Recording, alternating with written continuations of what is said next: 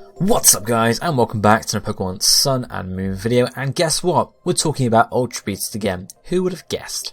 And today we're going to be talking about what they're based on, and what the future Ultra Beasts, the ones we haven't had revealed yet, may be based on as well, because there may be a pattern there. So hopefully you guys will see as we go along. First up though, we're going to look at the Ultra Beasts we have seen so far, talk about what they're based on, and then obviously we can extract the information to use later on. We'll start off with the first one, of course, UB01, which we can see here. It's pretty simply based on a jellyfish, not too much extra to that in terms of what type of jellyfish. I'm not going to go too deep into that, but it's based on a jellyfish. It's pretty easy to tell that, it's got tentacles, it's got a hat-like thing, which is obviously a head, hence, jellyfish, need I say more? I don't. So we move on to UB02 absorption. Now, this one's a bit more cryptic, but, it's fairly easy if you look into it. You can see this long proboscis, it's a mosquito. Works out because obviously long proboscis, 2 long antennae, as well as the feet, I guess, are sort of based on mosquito as well. I mean, mosquito doesn't have 4 feet, it's got 6, as you can see in that picture, but it's sort of based on bugs in general, and the absorption or expansion, absorbing blood, expanding when it drinks blood, makes a lot of sense. And you can see in the picture of the mosquito here, its back half looks like a red bulge, which is pretty much what the whole of the absorption's body looks like there, with of course some small wings as well, which of course mosquito do have too.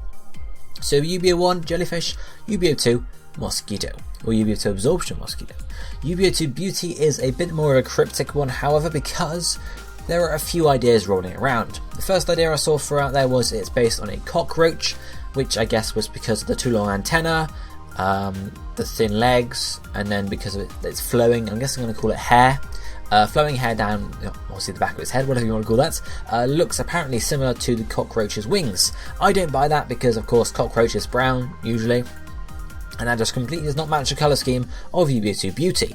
Another idea I saw tossed around after that was a silverfish. You can see a picture of a silverfish here, not the Minecraft one, a real one. Obviously, you can see its colour scheme does sort of match a bit better with the long body, sort of similar to the hair. Does have 2 long antennae, which is similar to obviously UB02 Beauties, and thin legs and such, which sort of does work, but we have an even better match here, and that is the Copepod. Now, the Copepod is like a crustacean, basically. It's sort of like, I don't want to say plankton, but it's similar in a way. And you can see its main, basic body shape is an oval of sorts, 2 long antennae at the top, and then 2 short, I'm going to call them legs at the bottom, which if you match it up to UB02 Beauty, it's pretty similar. You have this long, oval, whitish body, 2 long antennae, which come off the top of its head, and then these, obviously UB02 Beauty has these 2 long, thin legs, which are similar to Copepod's legs there as well. So we're going to say basically, it's based on a Copepod.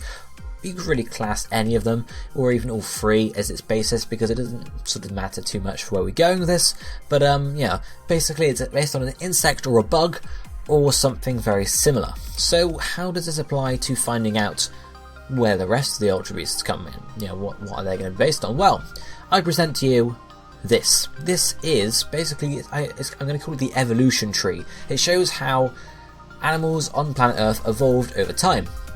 You can see in the centre there we have the Earth birth, that's really weird to say, with obviously life coming out from the centre of that. Obviously started with a single organism, grew, and you have obviously bacteria came off first because they're very simple organisms and they grew out from there. And then we had archaea, eukaryotes. I'm not going to get too much into what those are, mainly because I don't know myself off the top of my head. But then obviously we had to plants, and then the plants sort of start off as just algae, of course, and then eventually they will branch off to be actual plants, algae, and then obviously we go on to red algae, amoebas, fungi, which are sort of plants, but they're sort of not, and obviously going further we have sponges, and then obviously we go on to sort of less, less structured life, but like jellyfishes, insects, bugs, all that sort of stuff coming up here. And then further on again we have octopi, so sort of again water creatures, I'm going to call them. And then further on we have sharks and fish, and then amphibians and reptiles and birds, and then mammals, and of course right at the end we have us, the humans, the last one, not really the last ones to come on, because of course some of these species might have come after us, we could suppose, but we were the last stop in the line. We started off as algae, went on to bacteria, round to sort of like plants, algae and stuff like that, moved on through fish, we were fish, then we came on the land, got legs, became amphibians, ended up reptiles, similar to dinosaurs I suppose, and then further on we didn't become birds as such, but became mammals, and you guys get the idea there.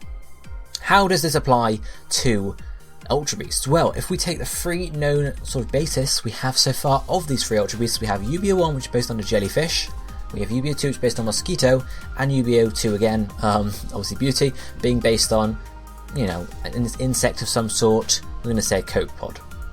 So if I pop these three animals on this diagram, you can see the jellyfish comes just after, you know, right towards the start. Obviously, this is an approximation. I'm not sort of looking at this tree and figuring out exactly where they are. It's a general approximation of where they will be in the tree. And of course, then we have Mosquito and Copepod are very similar sort of areas. As I said, it's not exact, but Mosquito, of course, is with, you know, the rest of the sort of, you know, dragonflies and grasshoppers and such. You shouldn't be somewhere around there.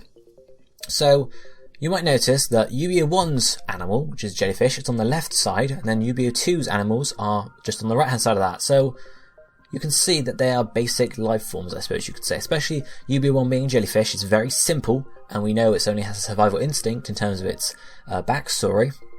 Whereas UBO2 absorption and beauty are a bit more advanced, being based on slightly more advanced creatures in terms of insects and stuff like that.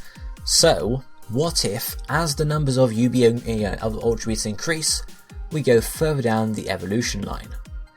This is, I guess, further supported by my theory that the Aether Foundation are the ones creating the Ultra Beasts, and UBO1, UBO2, obviously they're code names of possible experiments. So UBO1 was the first experiment, just got a survival instinct. UBO2 was the second one, got a bit more advanced. And as you go, you would use, you know, maybe a more advanced animal. You start off very basic, and then you sort of expand your horizons. Maybe it's like that, or maybe it's something different, who knows.